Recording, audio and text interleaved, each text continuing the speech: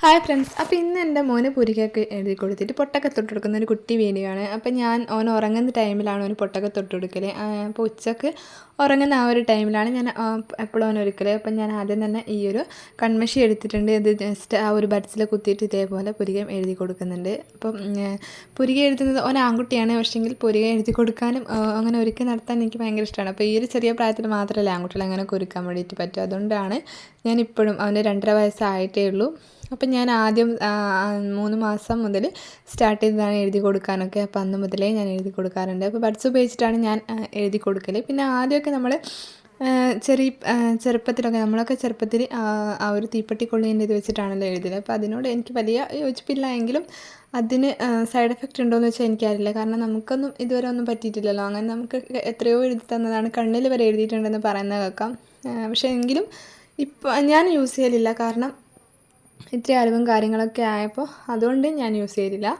അപ്പോൾ ഇതാ ഞാൻ ഓനെ ഇതേപോലെ നന്നായിട്ട് 2 ഭാഗത്തും എഴുതി കൊടുത്തിട്ടുണ്ട്. പുരിക എഴുതി കൊടുത്തിട്ടുണ്ട്, പൊട്ട് തൊട്ട് കൊടുത്തിട്ടുണ്ട്.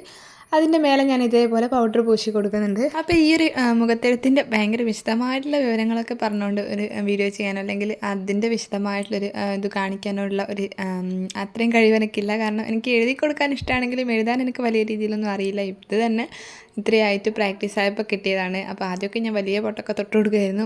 എനിക്കിഷ്ടമായിരുന്നു പൊട്ടൊക്കെ തൊട്ട് കൊടുക്കാൻ വേണ്ടിയിട്ട്. അപ്പോൾ ഇത് ആൺകുട്ടി ആയതുകൊണ്ട് തന്നെ ഇപ്പം എന്നോട് ചില ആൾക്കാരൊക്കെ ചോദിക്കാറുണ്ട്, എന്തിനാണ് ഈ ആൺകുട്ടീനെ ഇങ്ങനെ ഒരുക്കി നടത്തുന്നത്? പക്ഷേ അവന് 2.5 വയസ്സാവുന്നല്ലേ ഉള്ളൂ, കുട്ടി തന്നെയാണല്ലോ. അപ്പം ഇഷ്ടമാണ് എനിക്ക് എഴുതി കൊടുക്കാം. പിന്നെ ഞാൻ പുരികവും അതേപോലെ തന്നെ പുരിക എഴുതി കൊടുക്കും, പൊട്ടും തൊട്ട് കൊടുക്കും. അല്ലാതെ കണ്ണിലൊന്നും ഞാൻ കൺമഷി യൂസ് ചെയ്യലില്ല. കാരണം ഇപ്പം വരുന്ന കൺമഷിയിലൊക്കെ ഒത്തിരി കെമിക്കൽസൊക്കെ ഉണ്ട്. അപ്പം നമ്മൾ വീട്ടിലുണ്ടാക്കുന്ന കൺമഷിയാണെങ്കിൽ പിന്നെയും നമുക്കൊരു കോൺഫിഡൻസോടെ ഒരു കണ്ണിൻ്റെ ഉള്ളിൽ എഴുതാം.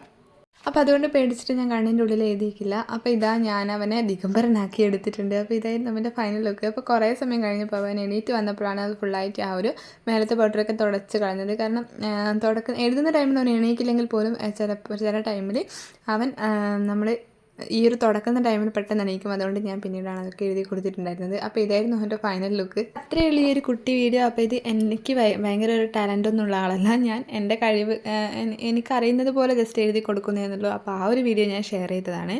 അപ്പോൾ ഈ ഒരു വീഡിയോ ഇഷ്ടപ്പെട്ടാൽ ലൈക്ക് ചെയ്യുക. ഇതുപോലുള്ള പാരൻറ്റിങ് മദർഹുഡ് റിലേറ്റഡ് വീഡിയോസിനായിട്ട് എൻ്റെ ചാനലൊന്ന് സബ്സ്ക്രൈബ് ചെയ്ത് സപ്പോർട്ട് ചെയ്യാൻ വേണ്ടി മറക്കല്ലേ. ടാറ്റാ.